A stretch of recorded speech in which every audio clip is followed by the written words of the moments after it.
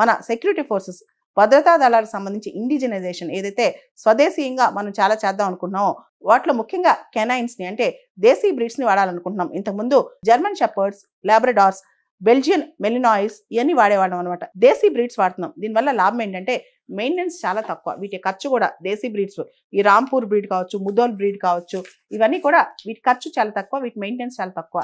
And ఇవి మన harsh climate లో కూడా డెజర్ట్స్ కావచ్చు, మౌంటైన్స్ కావచ్చు, జంగిల్స్ కావచ్చు, రివర్స్ కావచ్చు, అంటే మన క్లైమేట్ కి ఇవి ఎక్కువ అడాప్ట్ అవుతాయి. వీటిని పాట్రోలింగ్ కానీ, కాంబాట్ కానీ, కౌంటర్ ఇన్సర్జెన్సీ డ్యూటీస్ కానీ వీటికి ఇవ్వచ్చు అనమాట. ముఖ్యంగా ముదోల్ హౌండ్ అనేది ఇది కర్ణాటక బేస్ అనమాట. ఇది ఎర్స్ట్వెల్ ముదోల్ కింగ్డమ్ వాళ్ళు ఎక్కువ వాడేవాళ్ళు, రాజులు ఈ కుక్కలు ఎక్కువ వాడేవాళ్ళంట. ఇది డెక్కన్ ప్లాట్యూ రీజన్ సంబంధించింది. ఈ కుక్కలు చాలా స్లిమ్ గా ఉంటాయి. మనకు చూస్తే వీటికి బోన్స్ తప్ప ఏమీ కనిపించవు అనమాట.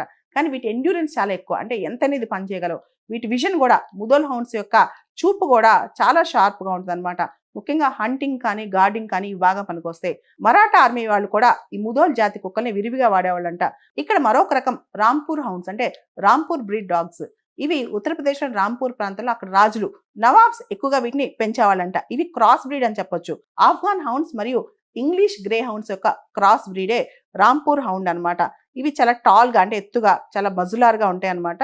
ఈ రాంపూర్ హౌండ్స్ యొక్క వాకింగ్ స్పీడ్ కూడా చాలా ఎక్కువ, 40 మైల్స్ పర్ అవర్. వీటి స్టామినా కూడా చాలా ఎక్కువగా ఉంటుంది.